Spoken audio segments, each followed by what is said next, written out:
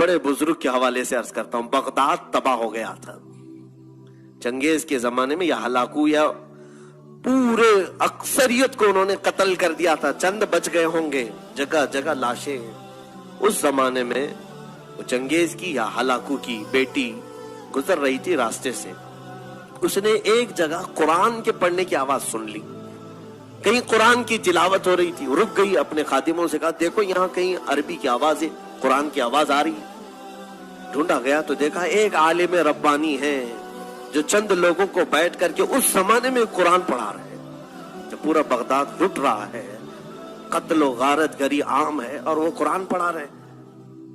तो ये खातून जो थी वो जालिम बादशाह की बेटी थी, पूरा उसके बाप ने हिलाक कर दिया था। उसने बुलवाया उस आलिम को, कहा कि इस जमाने में भी तुम कुरान की तिलावत कर रहे हो? कहा मैं हर जमाने में कुरान की तिलावत करता हूं, पहले भी करता था, अब भी कर रहा हूं।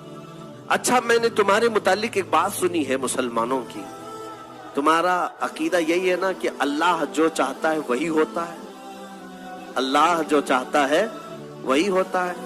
तो उन्होंने कहा बिल्कुल मेरा ईमान है ये, उसके चाहे बगैर कुछ होता भी नहीं है।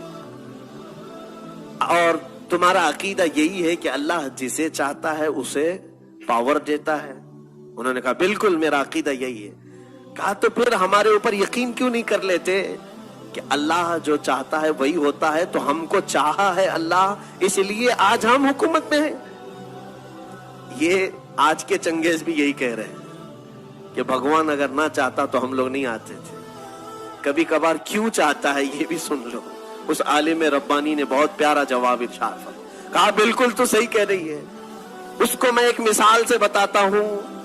कहा भीड़ें जो चलती हैं, बकरियों का जो गौल चलता है, मालिक एक हो, भीड़ें जब रास्ते पर चलती रहती है, झुंड का झुंड जाता रहता है, लेकिन जानते हो भीड़ें पालने वाला जो मालिक है वो कुत्ते भी पालता है, एक दो कुत्ते भी उसके साथ रहते हैं। भेड़ों के साथ कुत्तों का क्या काम है?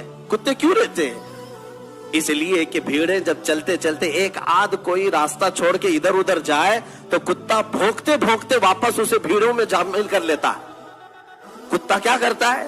वो भौंकते हुए मालिक छोड़ देता है कुत्ते को, जाओ वो भीड़ इधर गई, ये बकरी उधर चली गई। कुत्ता भौंकते हुए उन भीड़ों को गौल में फिर से शामिल कर देता है और फिर वो रास्ते पर चलने लगती हैं। उस आलिम रब्बानी ने फरमाया यकीनन हम उम्मत मुस्तफा भोली भीड़े हैं, जब सिराते मुस्तकीम से इधर उधर हटते हैं अल्लाह तुम जैसे कुत्तों को हम पर भेजता है ताकि तुम भौंक करके फिर से हमें सिराते मुस्तकीम पर ले आओ।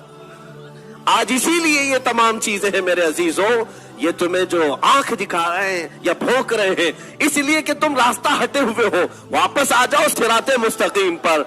अल्लाह के हबीब का रास्ता छोड़कर कोई इज्जत हमारी नहीं है। उनके जो हम गुलाम थे, खल्क के पेशवा रहे, उनसे फिरे जहां फिरा फिर आई कमी वकार में। उस मौला ने जब ये वादा किया है तुम्हारे लिए, जिसको इकबाल ने यूं कहा कि मोहम्मद से वफा तूने तो हम तेरे हैं, ये जहां चीज है क्या लौहो कलम तेरे।